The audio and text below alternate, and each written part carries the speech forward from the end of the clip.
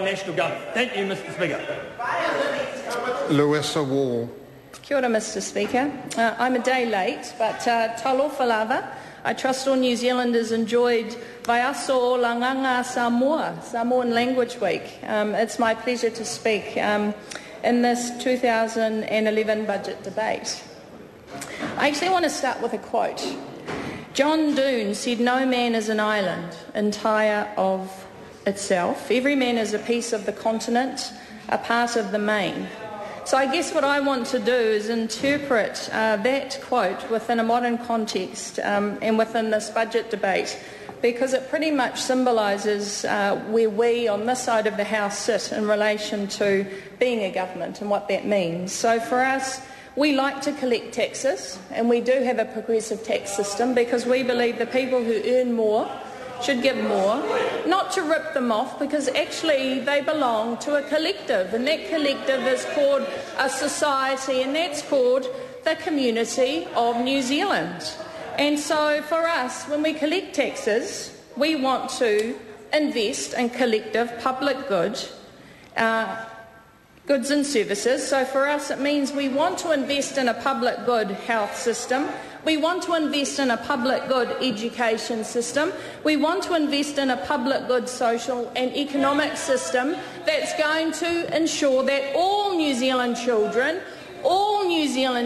who are not in control of who and where they happen to be born, but that all New Zealand children, irrelevant of where they are born, have access to GPs, have access to early childhood education centres, actually are on a trajectory so that they can make the best of their lives. And actually that narrative, I think, defines the difference between Team Labour, and it defines the difference between the National Party and the leader of the National Party, John Key, and his priorities. So let's look at what they have actually done. So every week we borrow $44 million, so that 10% of taxpayers can get 40% of the take. Now, what does that actually translate? Well, that translates to $17.6 million. And who are some of these people who are getting that $17.6 million? Well, I'll tell you. The source is a CEO Pay from New Zealand Herald Executive Pay Survey, 30th April 2011. The chief executives of New Zealand's biggest 47 companies received pay rises of 14% on average, while the median average income for all New Zealanders has fallen almost 5%. That's in real terms. Actually, they got $500 each in their pockets a week from tax cuts. $500 on average each for tax cuts. Plus, they got 14% average pay increases. But what does that really mean? Well, when I break it down, because this narrative has to be relevant to the electorate of Manurewa. The electorate of Manurewa is one that has concentrations and pockets of people who live in poverty. They actually do receive state assistance. They do receive state assistance, as the Honourable Paula Bennett will know.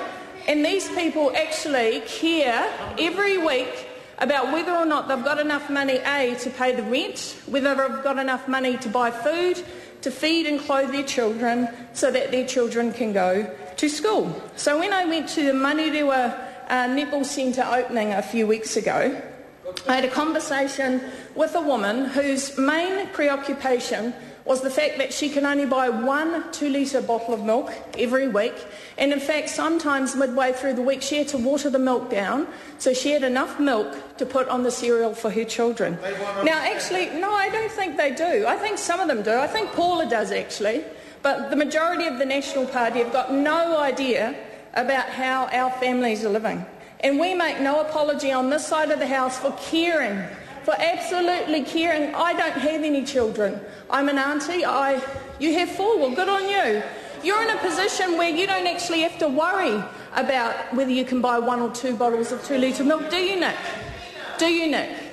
Well, ask, okay, do you have to worry about buying more than 1 2-litre bottle a week? You are. So we should all care,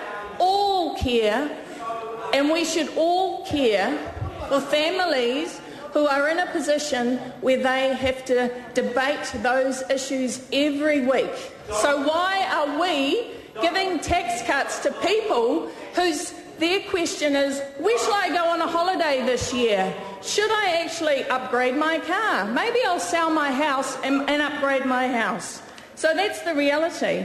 Now, earlier this evening, there were a few people on this side of the House that actually went to a meeting called by Matiria Ture, the Honourable Co-Leader of the Greens, and Rahui Kātene. Now, this meeting was about the Aotearoa Equity Group, because we acknowledge that there is growing inequality in our society. Went to every single member of the House, and you know what's really interesting?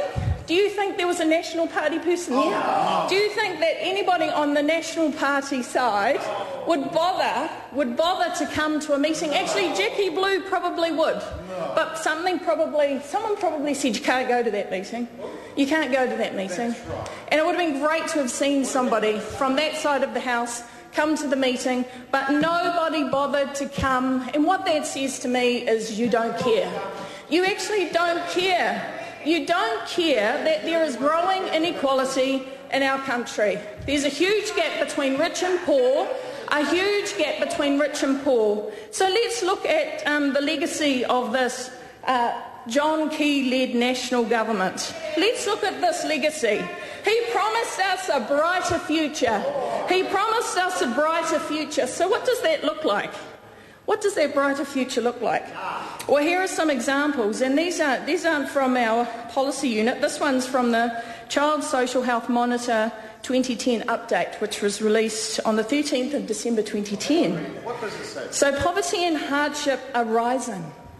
Admissions to hospital of children with diseases associated with poverty, such as respiratory diseases, are increasing by more than 2,000 per year since 2008. I think that's when National got in, wasn't it? Yes. Yep. And Māori and Pacifica children are being hit the hardest. So when my critique of this budget actually how is it helping the most vulnerable children? How is this budget helping the most vulnerable children? And the reality is it isn't. It is not helping the most vulnerable children. So in the electorate of Manurewa, we have under-provision of GPs, we have under-provision of early childhood education centres. And the reality is, if our children do not have the basics to start their lives, then what happens? They enter the education system. And what happens when they enter that education system? Well, actually, they only have reading ages of 2... No, you don't care, Sandra. They have reading ages of 2 and 3-year-olds. They have reading ages of 2 and 3-year-olds, and that deficit follows them throughout their lives. Now, if you were really serious about addressing poverty, then why don't you make sure that the market failures are addressed, and that we ensure that there are GPs in communities, that children have access to well child providers, that children have access to early childhood education centres, so that our children actually enter an education system where they can make a good life for themselves and the children that they're going to have. That is the challenge for government. How do we redistribute taxes in a way that ensures we don't create intergenerational illiteracy, intergenerational benefit dependency? Because the reality for a lot of our young people, we have children having children. And so I want to see some real practical policy initiatives that meet the needs of the people that live in communities like Manurewa, like Mangere, like Manukau East. That's what we really want to see. So when I look at the budget, it's not going to help anybody in my electorate. It's not going to make a big difference to the children who live in the electorate of Manurewa. But I have hope, and I have hope that we on this side of the House are going to mobilise the people of New Zealand, because we actually care about those kids and we care about the circumstances of their parents, and we're not going to be punitive and penalise them for the circumstance they actually happen to be in.